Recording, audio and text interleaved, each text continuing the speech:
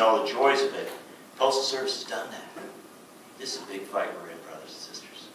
And you know, it's such a messy, awful thing. I guarantee you that all of you have written more about the intricacies of this struggle than the top reporters at the New York Times or the Washington Post, than the people on television, than the people on radio. In fact, I will take any individual person in this room and argue that you've written more in a realistic and intelligent and valuable way than the whole of our mainstream media in this country. It's tragic. Because our mainstream media in this country, there's two things it doesn't like to cover. Working people, right? Number one, the working people, they generally get covered when they get in the way of rich people, not otherwise. And two, the other thing they hate to cover, when government actually does something useful. That's not because the media is anti-government. I mean, it's like the NBC for years had this thing, the fleecing of America, right? You know, how some like government bureaucrat got paid $2 extra. You know, they never, I always thought, you want to fleecing America? I'll tell you this. Why don't we look at a CEO that gets paid $100 million and has a golden parachute and shuts down an industry and steals the pension? That's the fleecing of America. Not some worker going and make an extra buck here and there. But so we got a big problem with how our media covers stuff. So about 5-6 years ago at The Nation, I said to Katrina Vanden Heuvel, who is our very sophisticated New York resident editor. Often she's, you know, I don't know how many times she's been in a postal sorting center. But I said to her, you know, we have got to start to cover these postal issues. We've got to cover what's going on in the post office and what's going on with the downsizing and all this.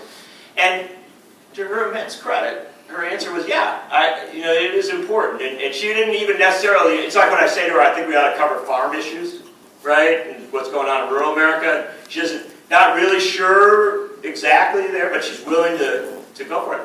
And the argument I made then, and it is the argument I continue to make, the assault on the Postal Service in this country is part and parcel of the assault on all of the social and civil infrastructure of this country. There are powerful people who would much prefer that we don't have a government that actually does a whole bunch of useful stuff. And you've heard the quotes. So we want to shrink it down so small that we can drown it in a bathtub. That's what the great conservative leaders said. You know, the vision is get government out of the way. Now it's not like they said because we want to go back to a Henry David Thoreau nirvana where we live in cabins and chop our own wood. No, they want to get government out of the way so that corporations can come in and charge you twice as much to do the same thing. And in this country, there is a broad assault on everything that government does. And the Postal Service, what's happening in the Postal Service, is part of that. There is not anything that's going on with you folks that is unique to you, except the fact that they make you pay your health care benefits, for your great-grandchildren. And, you know, they've structurally done some things to you, but you have to understand them in the context of what is going on. The same assault that would take down Social Security, Medicare, and Medicaid targets the Postal Service. The same thing that Scott Walker did in Wisconsin as he assaulted not just labor union rights, but public education and public services. That is the same mentality that assaults the Postal Service. And the concept is that if we can just squeeze the Postal Service down enough, if we can just make it small enough, it'll be useless to people.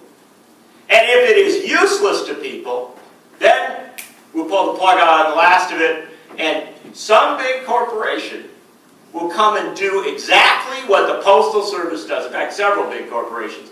They'll do exactly what the Postal Service does. And you know what? In that transition period, when you're just small enough, you still exist, right? But you can't get the job done well enough. Oh, they're going to be very affordable. The $1 one-day letter, I guarantee you, it'll be, you know, somebody, as soon as they got that opening, they'll be the weekend letter. They cut off Saturday Postal Service, suddenly somebody said, oh, we're going to do the weekend letter, right? And they'll do it all cheap, it'll be all very affordable until the Postal Service goes away.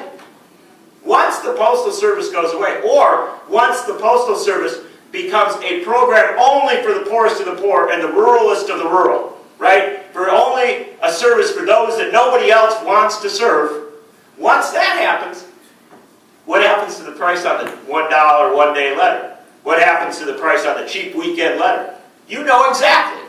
Because there is nothing in the history of corporate America that says that when they have a monopoly, when they've knocked out the competition, that they keep their prices down. No.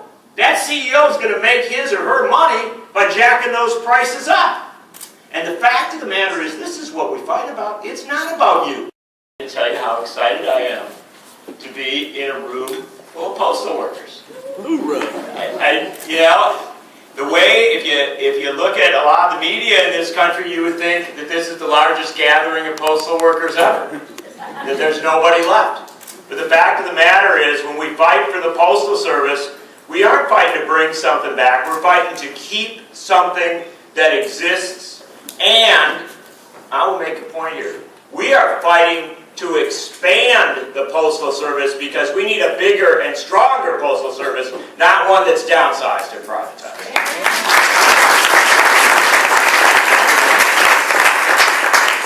And I'll talk about that a little today, but I want to start out by first off thanking Tony, who reached out to me a long time ago, and I think you will attest to this, that from the minute you asked me, and August is a weird month, you're traveling a lot and stuff, I said, there is no way that I am going to miss the postal workers when they come to Madison, Wisconsin. Because I love these unions, and I love the fight that they're in. This is a horrible, unpleasant battle that people have been forced into, but it delights me at no end that there are people who are willing to fight it and willing to take it on, because you are not fighting for yourselves. You are fighting for much broader, much more important principles than your own jobs. And if you lose, the dramatic across-the-board loss for our society is so overwhelming, so serious, that we just can't afford to have it. So I appreciate Tony inviting me. I appreciate the fact that, I hope I get it right, is it Jenny? Is from Toledo, Ohio, where I was once the editor of the Toledo Blade newspaper. One of the few daily newspapers in this country that actually opposes the free trade agenda and says nice things now and again about labor unions. And so I was delighted to see her. And I have to say also, I'm very delighted to be in the room with Mike Konopacki, who is the great labor cartoonist, the guy who's kept the craft alive and going at some